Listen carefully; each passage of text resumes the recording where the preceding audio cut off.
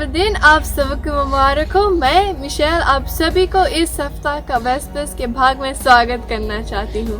हम आप सभी को धन्यवाद देते हैं कि आप अपना वक्त को निकालकर इस कार्यक्रम को देख रहे हैं और आप सभी को हार्दिक स्वागत है। एक मास्टर्स वेलकम जाता है पवित्र आत्मा को जो हमारे संग इस कार्यक्रम भर रहेगा और हमको नॉलेज विजडम से भरेगा ताकि हम परमेश्वर के बारे में और जान सकें। हम जल्द से साम्स चैप्टर 18 वर्स 2 को देख ले और वो कहता है The Lord is my rock, my fortress and my savior. My God is my rock in whom I find protection. He is my shield, the power that saves me and my place of safety. ये कहता है कि परमेश्वर हमारा चट्टान है। तो इसी नोट के संग हम क्यों ना इस सब दिन में जाए कि परमेश्वर हमारा चट्टान है और हर वक्त वो हमारे लिए रहेगा। तो आप सभी दिल थाम के रहिए क्योंकि अब हम अपना पहला गीत में जाएंगे।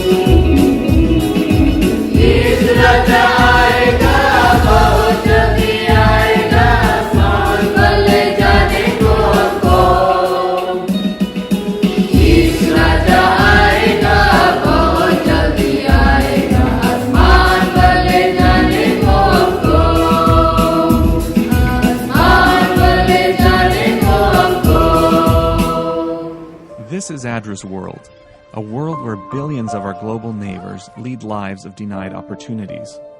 Their reality is poverty, hunger, devastation, illiteracy, and sickness, much of which is preventable. It is overwhelming, but the Adventist Development and Relief Agency International, or ADRA, cannot hide from this reality. ADRA responds because God calls Christians to reach out to a world of hurt and to alleviate the suffering of even the least of these, our brothers and sisters.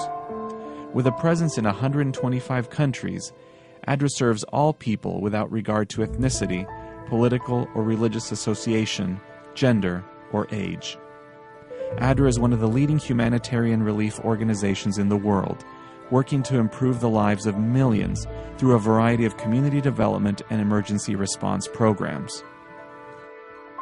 Welcome again to the ADRA Canada Insider Podcast. If you were with us on our last episode, we traveled to Kenya, and today we're also going to go to Africa again, to Rwanda. So I'd like us to go around the table and introduce ourselves, and we can begin with our newest guest. Thank you very much. My name is Anthony DeRocha. I'm currently serving as a senior advisor on the Embrace project, which is running in Rwanda alongside other countries. And I'm Steve Matthews. I'm the Executive Director for ADRA Canada. Welcome back, Steve. Thank you. And I'm Frank Spangler, Media Specialist at ADRA Canada. So I understand that we have two projects that are running in Rwanda right now. One is called the Promise Project. And one is called the Embrace Project, which is the one that Anthony, you're most involved with. But maybe we'll start with the Promise Project today. Frank, can you give us a little background on where that project is operating and what it's doing? Yes, Promise is in what would be considered the driest region of Rwanda. And so it has unique challenges. Actually, ADRA Canada has been working in this part of Rwanda for many years, starting, I would say, shortly after the end of the genocide in 1994. ADRA began working here in partnership with the new government of Rwanda. With the help of the Canadian government, ADRA Canada entered this area and began to help the families that were returning from other countries. Many families had been living in other countries for safety reasons for many years, and now they were returning to Rwanda. The problem was they had no land to settle on. And so this dry region of Rwanda was opened up. Land was divided so that each family could have a small plot of land to grow food. And with funding from Canada, ADRA built homes for the people, they built water systems, they built hospitals for the communities, and schools for the children. One of the reasons why this part of Rwanda was so sparsely settled was because many of the valleys were quite swampy. Well, with some technical assistance from Canada, we were able to turn those swamps into beautiful rice fields. And I had the opportunity of visiting these communities a couple of times. And it was just so wonderful to talk to the people and have them share their appreciation to Canada for helping them get their community off the ground with all of these services. Now, that was in the 90s, but over the years, ADRA has continued to build on that project. And I think that's one of the things that I like the most about ADRA is that we don't just come in for a visit and spend, a month or two building a school and then disappear. We come in with a project and we stay for 2 or 3 years, but then we also build on that project in many cases and come in with a follow-up program that builds on the first one. And that way we're not leaving the community high and dry. And so, for example, we introduced what we called the LEAF project here in this part of Rwanda, where we encouraged people to plant a lot of trees. It was a kind of a reforestation project. But it also included, the planting of fruit trees and other kinds of trees, introducing concepts of agroforestry, mixing the growing of fruits, vegetables, and trees all together. ADRA helped villages set up small co-ops where, with some agricultural instruction and some drought-resistant seeds and some tools, groups set up large community gardens where people could not only use the vegetables to feed their families, but also have lots left over to sell to the people in Kigali for income. ADRA went also into the driest parts of the province and taught people how they could extend their growing season by using permaculture methods, such as buried clay pots that slowly release moisture to the roots of their vegetables.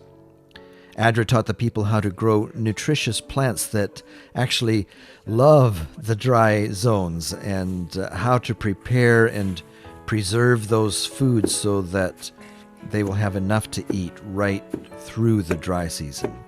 And that brings us to our current project, the Promise Project.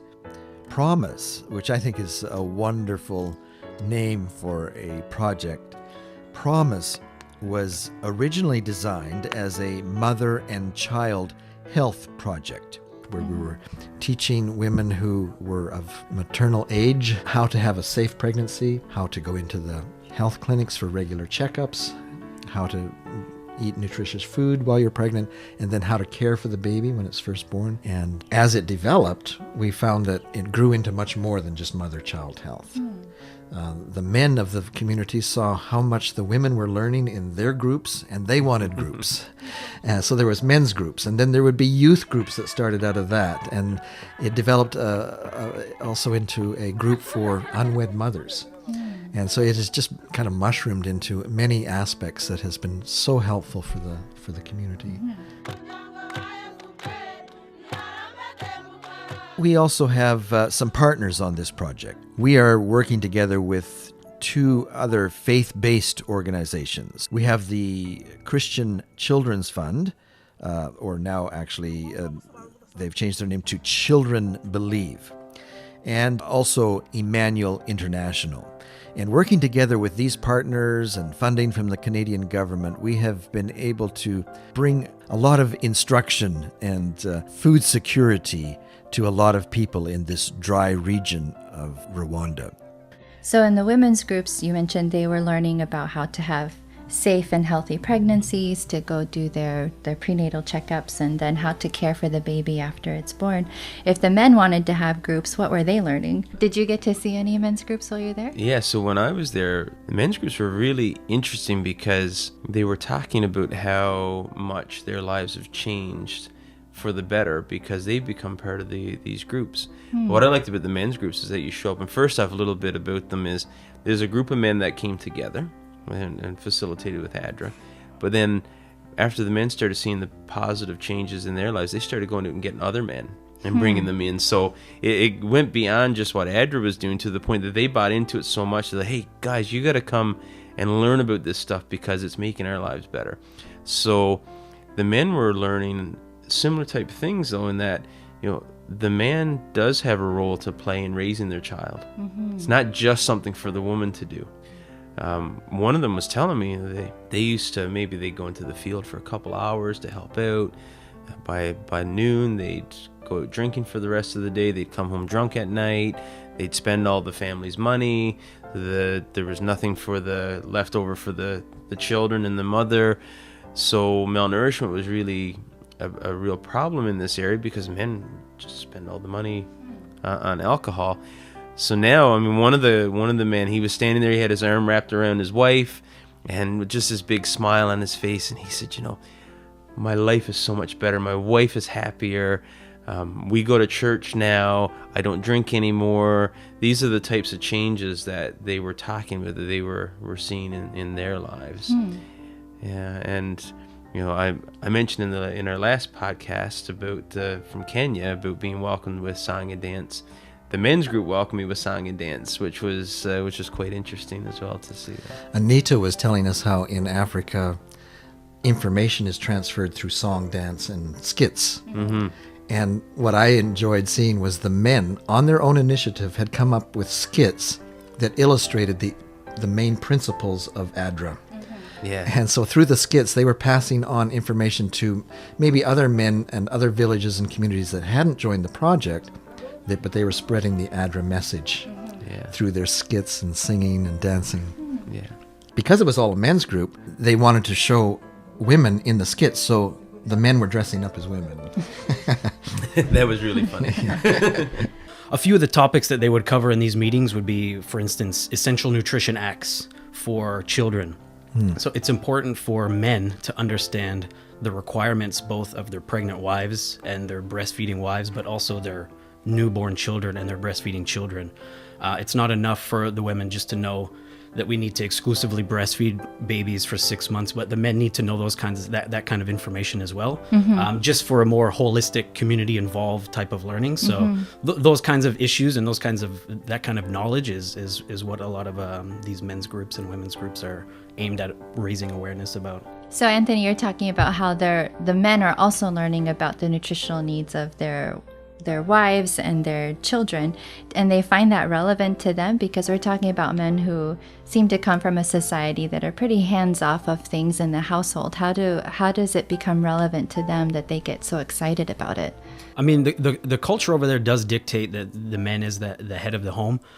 If your family is not succeeding, then you're not succeeding as the head of that household. So that's kind of the view that they're coming from. So there is quite a lot of motivation from the men to be involved about what's going on with their newborns and what's going on with their breastfeeding or pregnant wives. Yeah, I see. Okay. So we mentioned that there were a couple of different groups that have come out of this project. There's the women's group, which was there originally, and then the men's group, youth groups, and an unwed mothers group. Can you tell us a little bit more about what might have been going on in an unwed mothers group? Yeah, so the unwed mothers group, we got to meet these young ladies who were all there. They all had their young children with them. And the way that this community typically would deal with an unwed mother is when these young ladies became pregnant, they'd actually be forced out of the community. The challenge is that a lot of these young women become pregnant because of the economic situation in the community. They're being promised, I'll pay for your education, I'll provide you with food if you'll be with me. When they become pregnant, the man disappears, and nobody knows who the man is. So he just disappears, so now this young woman is there left to herself. They all had to drop out of school. I asked them, how many of you is the father involved in your relationship? Not one of them had the father even involved with the children. Then I asked, how many of you would want to go to school? And every one of them said they want to go to school. And I asked them, how many of you are in school? And none of them are in school. So this is what we're trying to get to, is to get to a point where they can actually be reintegrated back into school as well, and through this support network, that's kind of one of the goals. So it was interesting to be able to get to meet these young women, because they did retell how it has changed their lives, because they no longer feel like outcasts in their community. They do feel a part of the community, and they're no longer looked down upon the way that they would be before our project was there. Yeah, one of them was telling me she now can walk down the road with pride holding her baby. Yeah. And that's the change. She can now go to church and feel comfortable going to church with her baby. Yeah, it's very, very good to be able to hear those things. Yeah. Anthony was just talking about the importance of nutrition as well. And this being in a dry area of the country, they're not able to grow multiple rounds of crops throughout the year, because part of the year was too dry to be able to grow. So we've taught them techniques of how to have their own kitchen gardens. So we got to visit kitchen gardens along the way. These gardens are just filled with food, and different varieties of food as well. When we were there, we got to visit a kitchen garden, but then they said, well, we're going to go. So they had taken what they learned from the kitchen garden, and they had planted tree tomatoes.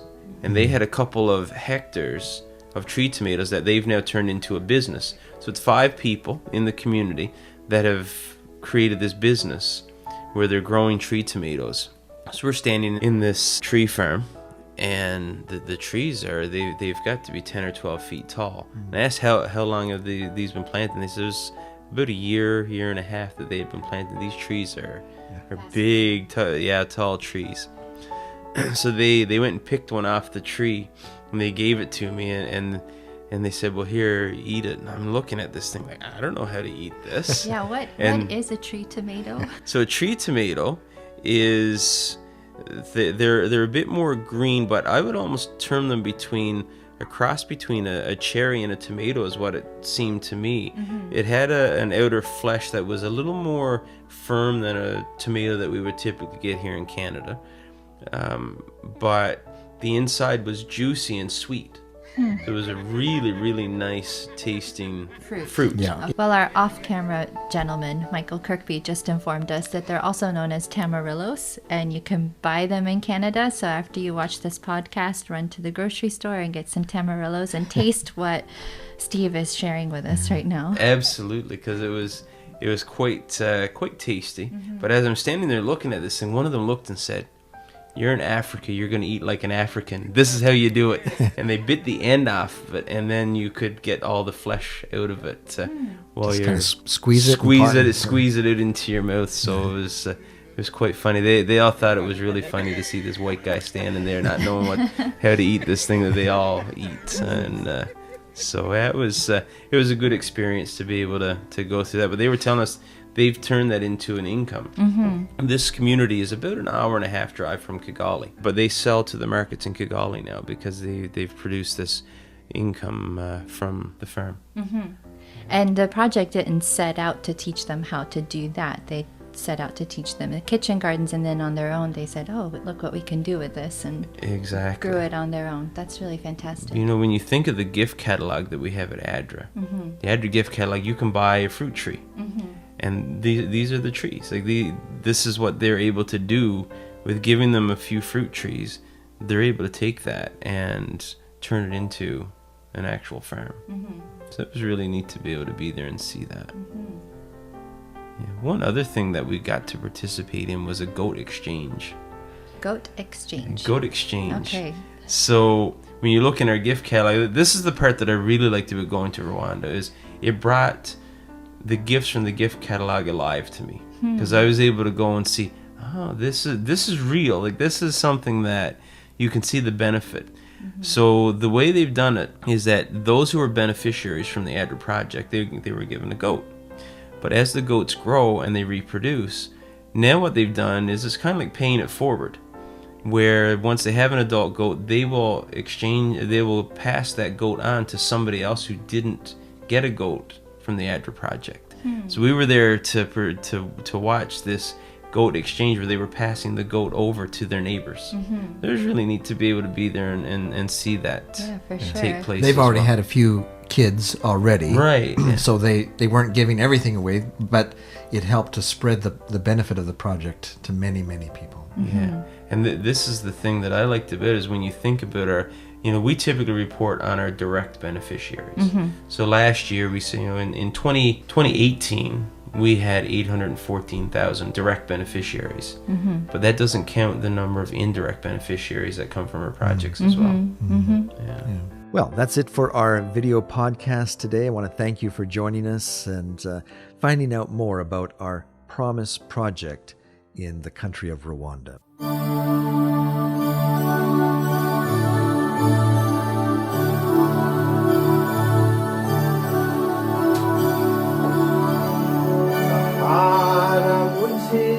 चाहिए सहारा दे खुदा मुझे सहारा मुझे को चाहिए सहारा दे खुदा मुझे संभाल मैं गिरा मुझे संभाल मैं गिरा सहारा मुझे को चाहिए सहारा दे खुदा मुझे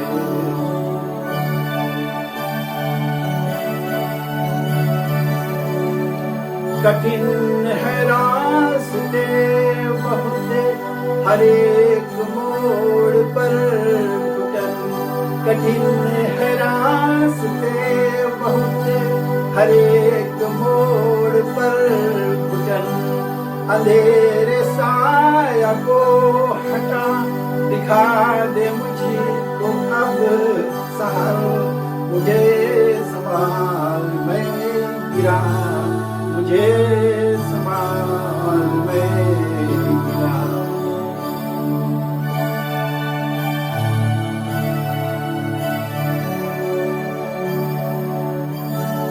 जहाँ के रास्तों पे मैं अकेले चल ना पाऊंगा, यहाँ के रास्तों पे मैं अकेले चल ना पाऊंगा, अगर जो चलना चाहे फिसल के गिर में जाऊंगा, मुझे संभाल मैं गिरा, मुझे संभाल मैं गिरा, सहारा मुझको चाहिए, सहारा दे खुदा मुझे।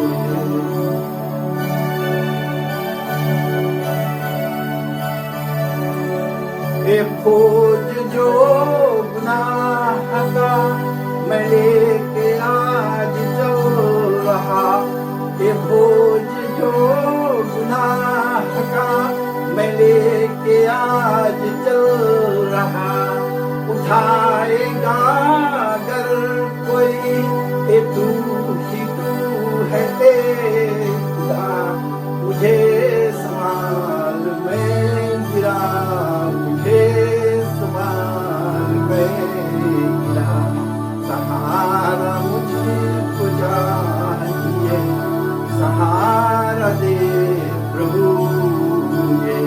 मुझे संभाल मैं गिरा, मुझे संभाल मैं गिरा, सहारा मुझको चाहिए, सहारा दे प्रभु मुझे।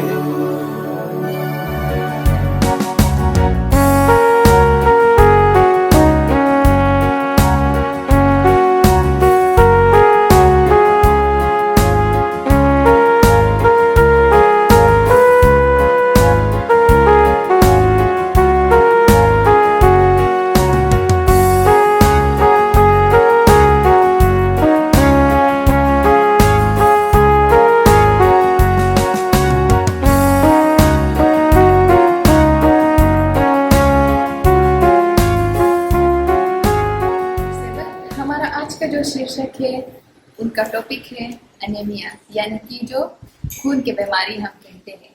फिजी में करीबन 30 to 40% पॉपुलेशन जो है उनको एनीमिया होते हैं। तो हम जल्दी से आपको बताएं एनीमिया ये क्या है। तो ये एनीमिया जो है ये एक हमारा शरीर का जो कंडीशन है, जो हमारे खून है उसका जो ऑक्सीजन हम कहते हैं हमारे देह में जो ट्रेवल करता है, तो रेड ब्लड सेल्स जो होता है वो ये ऑक्सीजन हमको सब पाथ पे ले जाता है हमारा शरीर में, ठीक। तो जब ये रेड ब्लड सेल्स हमारा देह में कम हो जाता है तो हम ये कहते हैं कि एनीमिया हो जाता है हमें, ठीक है। तो हमारा जो तरह तरह का कंपोनेंट्स होता है शरीर में, तो उनका एक कंपोनेंट है हेमोग्लोबिन जो हम कहते हैं। तो ये हेमोग्लोबिन जब कम हो जाता है हमारे शरीर में तो हमारा एनीमिया हो जाता है, ठीक है।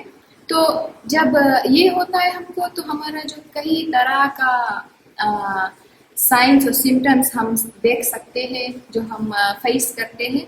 तो हम इनके बारे में बताएं थोड़ा। फर्स्ट है जो हम एकदम थका थका सा फील करें, यानी कि फटीग जो हम कहते हैं, थोड़ा सा काम करते हैं हम थक जाते हैं, ठीक। और वीकनेस हमारे देह में जो हम फील करते हैं, एकदम थोड़ा सा कुछ ढेर सा काम कर लेते हैं तो थोड़ा देरी में थक जाते हैं। और हमारा जो दही का जो चमड़ा है आप इसे देख सकते हैं, ठीक है, अपना हाथ। तो आप ऐसे करके देखेंगे तो एकदम पैल यानी कि पियर जो हम हिंदी में कहते हैं ऐसा हो जाता है, ठीक है, एकदम ऐसे लाल टाइप नहीं रहता है। और आपका जो हार्ट बीट है वो रेगुलर नहीं रहता है, यानी कि बहुत जोर बीट करता है या बहुत आस्ते बीट करता है। और दूसरा है आप थोड़ा कुछ चलते हो या कहीं भी जाते हो, आपका जो सांस है जोर चलता है, और आपका छाती जो है वो पिराता है, या तो आपका जो हाथ और पैर ठंड रहता है, जल्दी से ठंड हो जाता है, गर्म नहीं रहता है, वो एक साइन हो सकता है। और आपका जो शरीर है वो टाइम टाइम से वो दर्द होता है, ठीक है।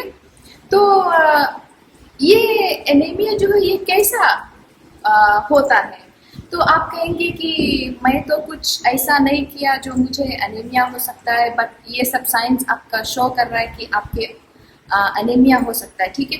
तो आप कैसे हम बोल सकते हैं कि मुझे एनीमिया होगा, ठीक है। तो ये जो है हमारा शरीर है, जो रेड ब्लड सेल्स ये बहुत बनाते नहीं हैं, और क्यों नहीं बनाते, जो तरह का खाना हम खाते हैं वो राइट नहीं होता है। और तो ये जो रेड ब्लड सेल्स और वाइट ब्लड सेल्स होता है, तो हम लोग का ये इम्बेलेंस हो जाता है, जस्ती वाइट ब्लड सेल्स हो जाता है, कम रेड ब्लड सेल्स हो जाता है। तो हमारा जो रेड ब्लड सेल्स क्या करता है, जैसे मैं पहले कहा था, ये ऑक्सीजन जो ट्रांसपोर्ट करता है, ठीक है, इधर उधर देह में लग जाता है कि हम अपना डेली एक्टिविटीज कर सकें। तो हम आज के समय में देखें, ये बहुत कॉमन है हमारा अपना देश फीजी में, जो पीपल लोग खाना खाते हैं वो बहुत बहुमूल्य है कि वो विटामिन सी जो है, यानी कि नींबू का जूस, नींबू या सिट्रस फ्रूट्स जो है वो ले अपना खाना के संग, ठीक है। तो जो आयरन फूड्स है यानी कि जो पेड़ पौधे का फल है, वेजिटेबल्स है, ये जब हम ले तो हम ट्राई करें ये जो कैफिनेटेड ड्रिंक्स है, जो कोक है, जो कॉफ़ी है, चाय है, ये सब ना ले उनके संग, क्योंकि जब ये हम लेते हैं तो जो आयरन होता है हमारा खाना में वो हमारा दही में एब्जॉर्ब नहीं होता, यानी कि सब खून में अच्छा से डाइजेस्ट होकर भीतर जाता नहीं, ठीक है। और ये हमारा बहुत कॉमन प्रॉब्लम है। आज अगर हम जाए कोई रेस्टोरेंट में खाना खाए तो हम क्या करते हैं, हम हार्डली एक को फ्रूट जूस ले जाते हैं तो पानी पीते हैं। लोग क्या करते हैं, वो जो फीजी ड्रिंक्स है ये ले लगते हैं, ठीक। तो हम और भी क्या करते हैं इसमें, हम खाना के संगे जो अभी हमारा जो हिंदुस्तानी भाई बहन है वो कॉमन है, हम चाय पीते हैं जो खाना के संगे, वो भी बहुत बैड हेल्थ इफेक्ट देता है हमारा जो अनीमिया के प्रति। और हम कैसे जानते हैं हमें अनीमिया है, और भी जो इसके सिम्टम्स हैं, जो कोई लोग जो चावल खाते हैं, ठीक है, जो आपके क्रेविंग्स होता है चावल खाने का, कोई का क्रेविंग होता है जो आइस क्यूब्स जो हम जमाते हैं वो खाने का, ठीक है। तो ये सब छोटे छोटे चीज आपके लिए एक अलार्म होना चाहिए कि आपके शरीर में कुछ कम है, तो ये सब के लिए आप एक डॉक्टर्स एडवाइस ले सकते हैं और आप अपना ब्लड टेस्ट करा सकते हैं, ठीक है। तो हम पूछें कि हम क्या खाएं कि मुझे अनीमिया नहीं हो, तो सबसे बड़े हैं वो सहजन के भाजी खा सकते हैं, जो रोड़ों के भाजी खा सकते हैं, ठीक है। और अगर आप मीट वगैरह लेते हो तो आप सकते हैं बहुत ज़्यादा नहीं बट मॉडरेट अमाउंट्स पे, रेड मीट जो है, लैम है, और हम चिकन खा सकते हैं, ठीक है। ऑर्गन्स जो है, लीवा है, जिबलेट है, ये सब खा सकते हैं, ठीक है। सी फूड जो मछली वो खा सकते हैं, बीन्स खा सकते हैं, और जो फ्रूट्स है विटामिन सी वाले वो उनका संग खा सकते हैं, ठीक है। पीज है, जो सीरियल्स ग्रेन्स है वो खा सकते हैं, और बीन्स जिसे मैं कहा था वो हमारे देश में वो बहुत होता है, ठीक। लॉन्ग बीन है, फ्रेंच बीन है, ये सब हम ले सकते हैं। और अगर आप काम करते हो तो आप स्नैकिंग टाइम अपना वो जो प्रोसेस्ड फूड वो ना ले जाए, बल्कि ले जाए जो सीरियल्स है, रेजिन्स है, जो मुनक्का हम कहते हैं, और डेट्स, खजूर जो हम कहते हैं, ये हम मंच कर सकते हैं। इनमें बहुत सारी आयरन होते थे, ठीक है। तो कौन सा फूड हम अवॉइड करें अपना ये एनीमिया को अवॉइड करने के लिए, वो है जैसे मैं बताई थी, जो चाय है, टी, कॉफ़ी है, और कार्बोनेटेड ड्रिंक्स जो है हम कहते हैं कोक है, और सब तरह तरह के प्रैक्टिसेस जो आप करते हैं, जो खाना के संगे खाते हैं, वो आप बहुत कम करिए और ट्राई करिए। अगर आपका जो अमल है खाना का साथ जो चाय वगैरह पीते, तो आप ट्राई करें क्यों नहीं माइलो या तो कोको ये सब चीज़ इस्तेमाल करें अपना भोजन के साथ। धन्यवाद। एक पुकार सुनाता सारे लाखों पंथ ज्योति में, ज्योति में। तो बताना है हमें ज्योति में, ज्योति में, ज्योति में। पवित्र लगन का रस कर संदेश दे, ज्योति में।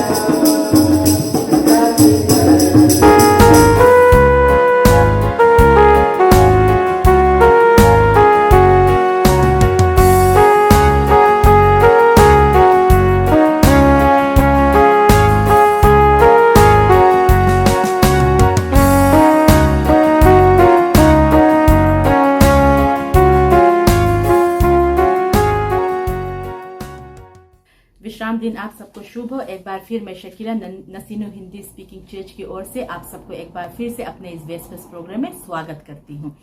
आशा है कि सप्ताह भर आप लोग सब सुरक्षित थे और अच्छे थे, और बच्चे लोग भी, जैसे जो लोग वापस स्कूल गया उन लोग भी काफी ठीक थे, और हर एक दुख बीमारी से हम सब दूर थे।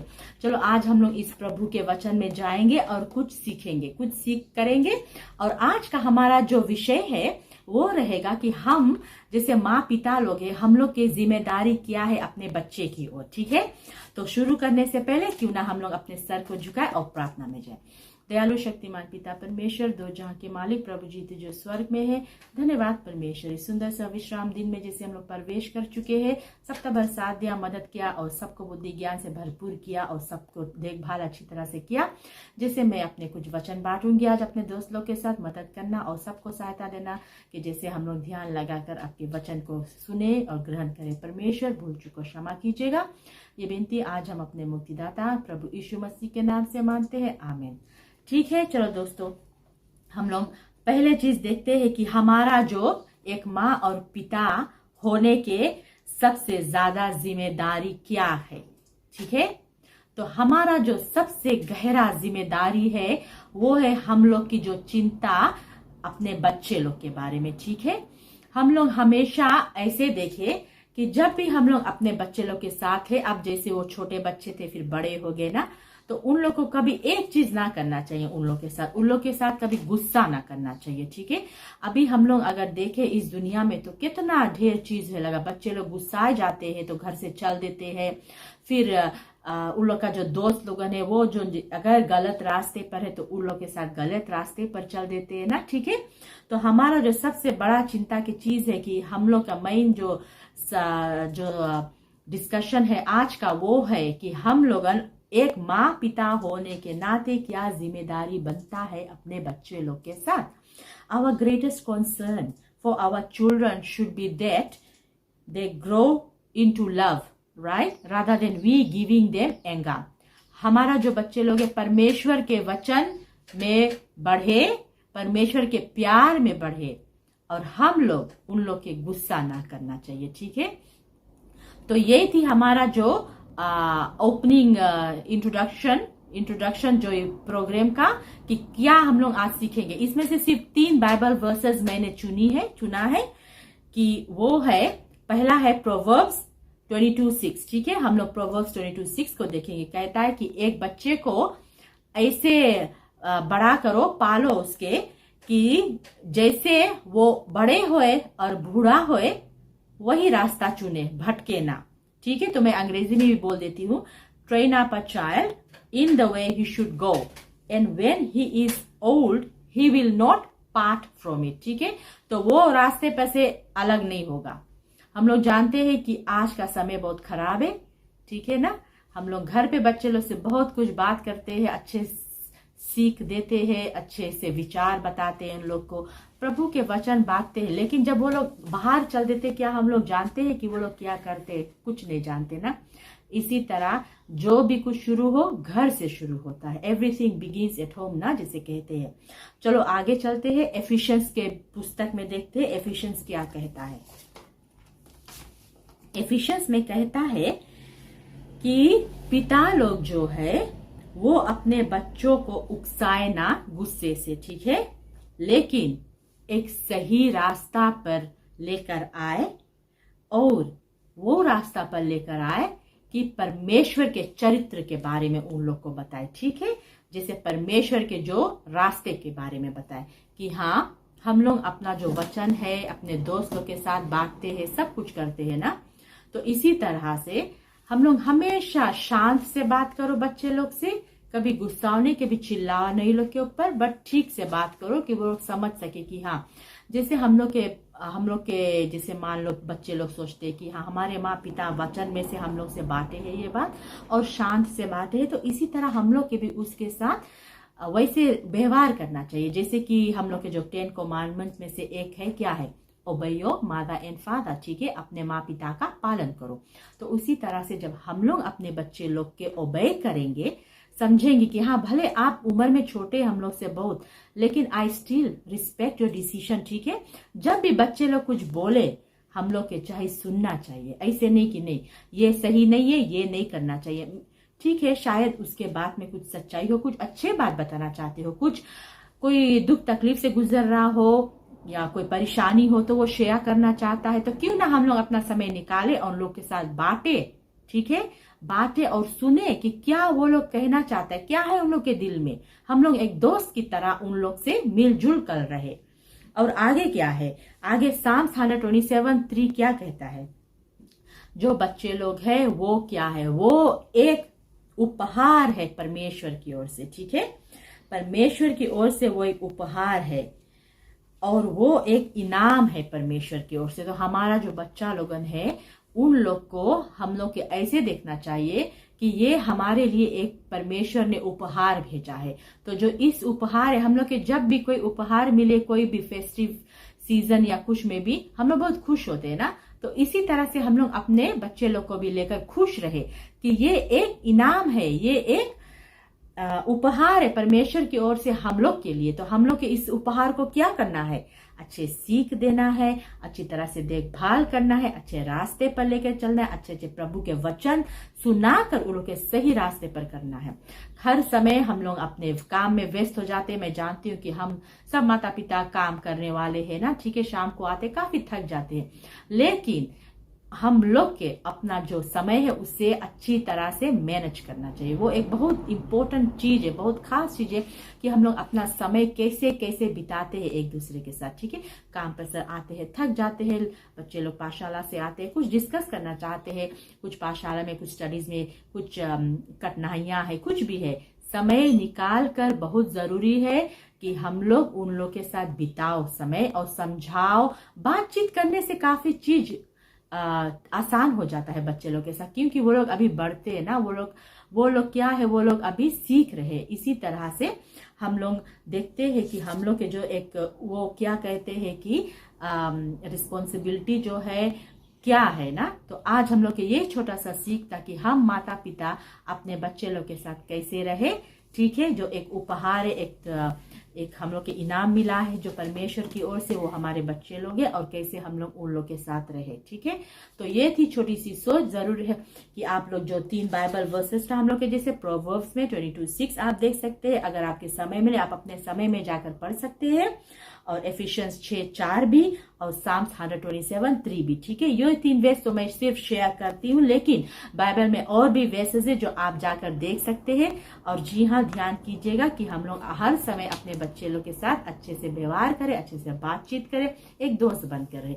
तो ये थी आज हमारी छोटी सी एक सोच और एक जो विचार मैं आप लोग के साथ बांट रही थी। धन्यवाद ही हम सबके कि आप लोग ने अपना समय निकाला हमारे इस फेसबुक पेज में जाकर लाइक करना हमारे इस वीडियो को। और जैसे जैसे हम लोग और वेस्पर्स प्रोग्राम्स आए, अगर मैं नहीं तो कोई और हम लोग अच्छे से जरूर एक अच्छे से जो विचार है वो लाएंगे आप लोग के साथ, सबके साथ बांटने के लिए। तो चलो ठीक है, हम लोग एक बार फिर अपने सर को झुकाए और प्रार्थना में जाए और इस वेस्पर्स प्रोग्राम को अंत करें। धन्यवाद है परमेश्वर, जिस छोटी सी सोच मैंने आज अपने मित्र लोग के साथ बांटा। यही विनती है कि जैसे सबको समय मिले अपना बाइबल का वचन जो है वो पढ़े, सीखे, समझे उससे परमेश्वर, और आपका वचन बांटे सबसे। धन्यवाद है सब कुछ के लिए, इस विश्राम दिन के लिए सबके लिए प्रार्थना करती हूँ। अपने चर्च मेंबरान लोग के लिए प्रार्थना करती हूँ कि जैसे हम लोग विश्राम दिन में मिले सबको सुरक्षित रहे। धन्यवाद है कि सबको अच्छी तरह से देखभाल किया। और जो आने वाला सप्ताह भी है, जैसे हम लोग के फॉर्म 6 और फॉर्म 7 के विद्यार्थी लोग एग्जाम करेंगे, सबको मदद करना परमेश्वर। और जो लोग इस समय दुख तकलीफ से गुजर रहे हैं, आप उन लोग को भी सहायता देना और मदद करना परमेश्वर। एक बार फिर हम लोग के भूल चूक को क्षमा करना। हम लोग अपना जीवन परमेश्वर आपके हाथ में देते हैं कि आशीष से भरपूर है विश्राम दिन परमेश्वर। ये विनती आज हम अपने मुक्तिदाता प्रभु यीशु मसीह के नाम से मांगते हैं, आमीन। धन्यवाद सुनने के लिए।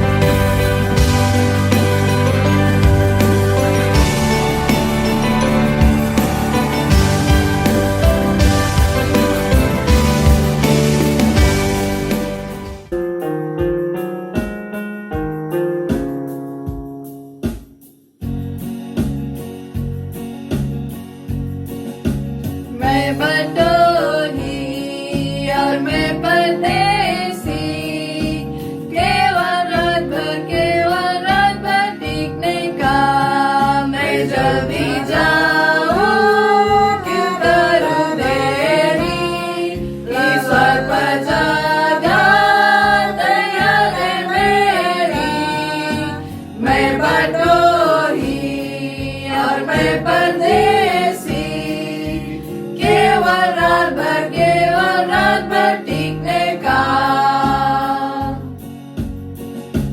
उस देश का जिस ओर मैं बढ़ता, मेरा प्रभु है प्रकाश। वहाँ ना शोक है ना है भरना, ना पाप ना रोना ना कभी मरना।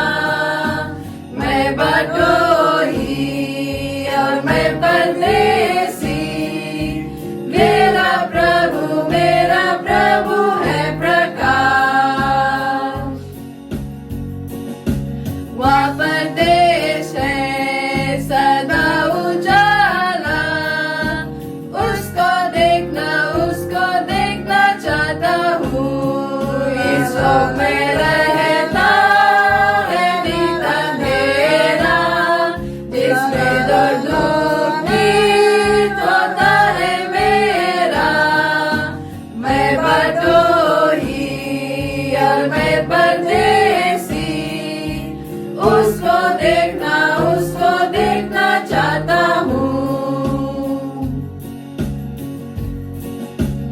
उस परदेश में देख मेरे प्यारे, तुम भी आओ कहते हैं। अब जाने दे या शोक का स्थान है, संजोता जाता संसार सुनसान है।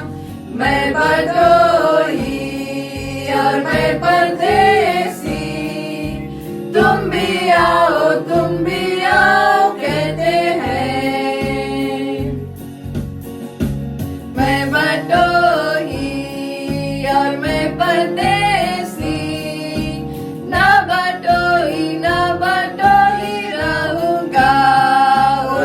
Bhaja